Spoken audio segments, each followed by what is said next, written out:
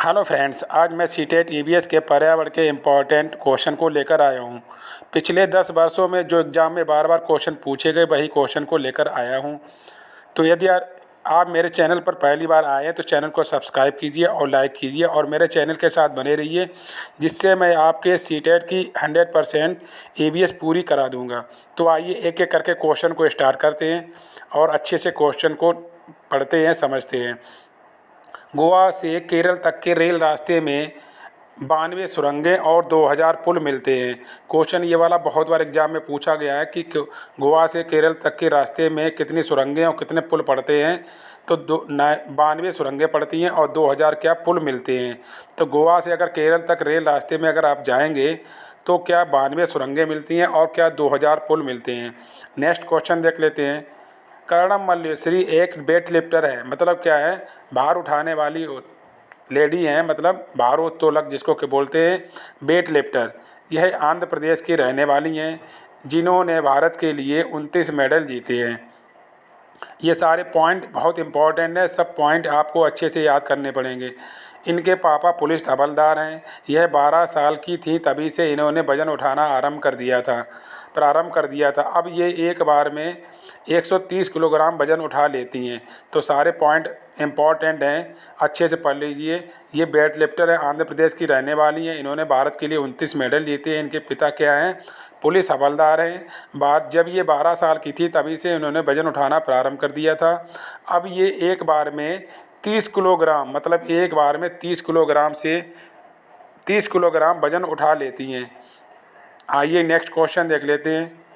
उत्तराखंड में पहाड़ों के बीच में एक ऐसी जगह है, मतलब उत्तराखंड में पहाड़ों के बीच में एक ऐसी जगह है जहाँ फूल ही फूल होते हैं। यह जगह क्या कहलाती है, फूलों की घाटी कहलाती है।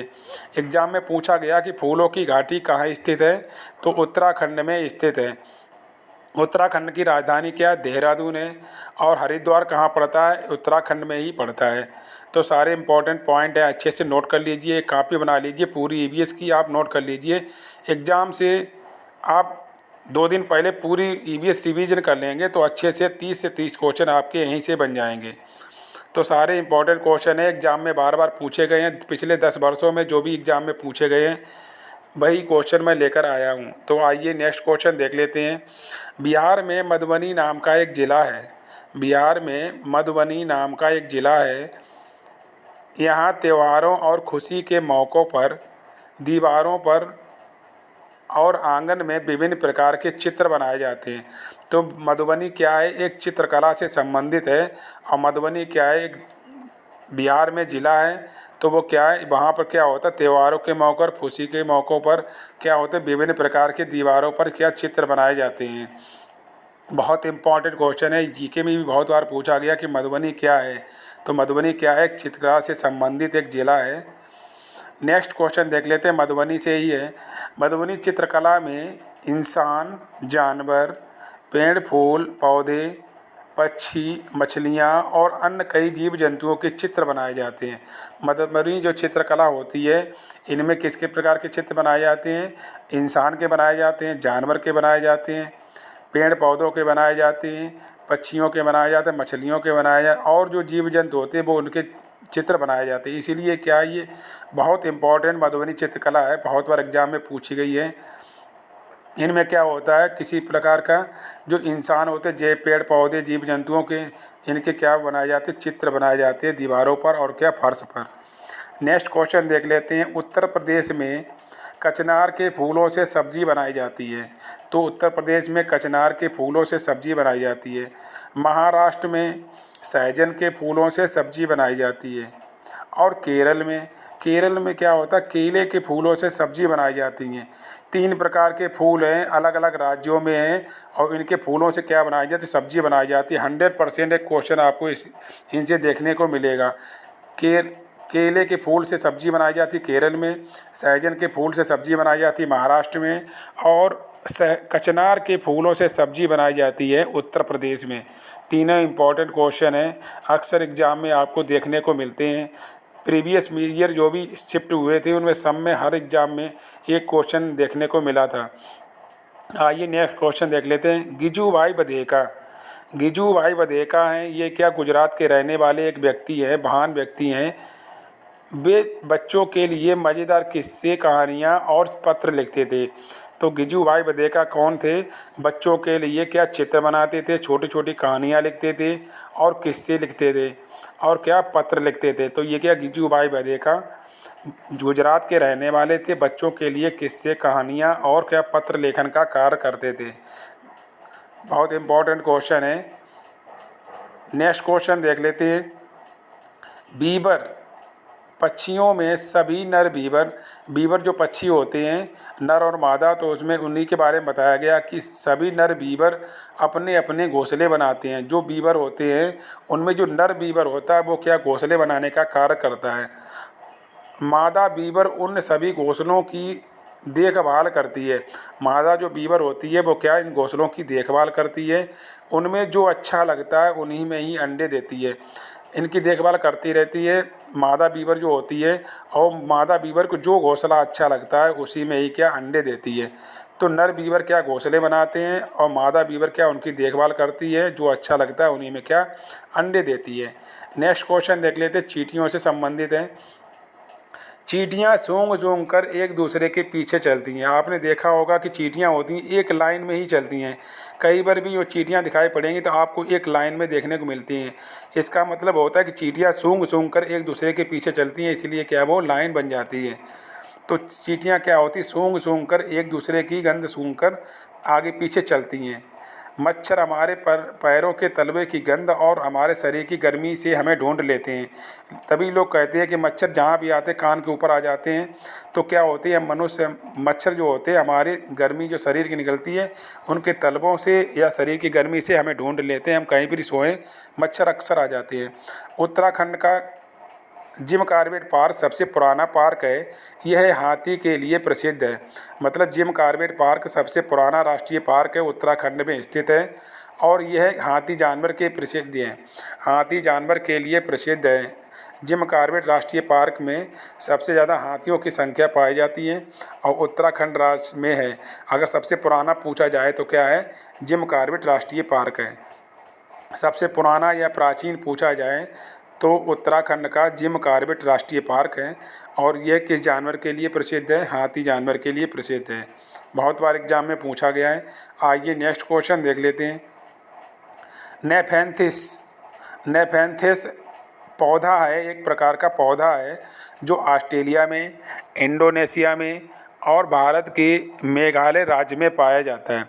नेफेंथिस एक प्रकार का पौधा है जो ऑस्ट्रेलिया में, इंडोनेशिया में और भारत में मेघालय राज्य में पाया जाता है। यह पौधा कीड़े मकोड़े और छोटे जीवों का शिकार कर लेता है। जो भी छोटे मोटे कीड़े जाते हैं इस पौधे के पास तो क्या होता है, अपनी तरफ एकदम खींच लेता है, मतलब क्या चिपका लेता है, अपनी तरफ चिपका के मार देता है। तो क्या आया था, यह नेफेंथिस पौधा है जो कीड़े मकोड़े और छोटे छोटे जीव जंतुओं को क्या शिकार कर लेता है। जैसे इसके पास जाते हैं कीड़े मकोड़े तुरंत अपनी ओर खींच लेता है। नेक्स्ट क्वेश्चन देख लेते हैं। सिनकोना, सिनकोना पेड़ की छाल से मलेरिया की दवा बनाई जाती है। तो मलेरिया की दवा किसके पेड़ से बनाई जाती है, सिनकोना की। सिनकोना से क्या बनाया जाता है, मलेरिया की दवा बनाई जाती है। पहले के लोग क्या थे, इनकी छाल को उबालकर प्रयोग करते थे। अब क्या है, दवा के रूप में प्रयोग, दवा के रूप में गोलियां बन के आने लगी। पहले क्या होता था, देसी लोग मतलब देसी तरीके से लोग क्या होते इसकी छाल को उबाल लेते थे, पी लेते थे, जिससे क्या उन लोगों को क्या मलेरिया जो होती थी वो क्या सही हो जाती। अब क्या गोलियां आने लगी मलेरिया की। नेक्स्ट क्वेश्चन देख लेते। एनीमिया रोग हमारे शरीर में हीमोग्लोबिन या आयरन की कमी से फैलता है। हमारे शरीर में हीमोग्लोबिन या आयरन की कमी से हमारे रोग में शरीर में क्या हो जाता है, एनीमिया रोग हो जाता है। इस रोग के उपचार के लिए क्या खाना चाहिए, गुड़ खाना चाहिए, आंवला खाना चाहिए और हरी पत्तीदार सब्जियां खाना चाहिए। तो एनीमिया रोग जिन लोगों को हो जाता है उन्हें क्या उपचार के लिए डॉक्टर क्या बताता है कि आपको गुड़ खाना है, आंवला खाना है और हरी पत्तेदार सब्जियां आपको खाना है। जितनी आप ये चीज़ खाएंगे उतनी जल्दी आपका क्या एनीमिया रोग सही होगा। तो ये इम्पॉर्टेंट क्वेश्चन है, बहुत एग्जाम में पूछा गया है। तो आइए नेक्स्ट क्वेश्चन देख लेते हैं। सारे इम्पॉर्टेंट क्वेश्चन हैं, अच्छे से रिपीट कर लीजिए। यदि आप मेरे चैनल पर पहली बार आए हैं तो वीडियो को सब्सक्राइब कीजिए और लाइक कीजिए और चैनल को सब्सक्राइब कीजिए और मेरे साथ बने रहिए, जिससे आप अच्छे से ईवीएस को पढ़ पाएँ। रोनाल्ड रास ने बताया है कि मलेरिया मच्छर के काटने से फैलता है। रोनाल्ड रास ने बताया है कि मलेरिया जो फैलता है वो मच्छर के काटने से फैलता है। यह रोनाल्ड रास थे, ये क्या भारतीय मूल के वैज्ञानिक थे? तो भारतीय मूल के वैज्ञानिक थे। इन्होंने बताया है कि जो मलेरिया फैलती है वो मच्छर के काटने से फैलता है। तो मलेरिया रोग किसके काटने से फैलता है? मच्छर के काटने से फैलता है।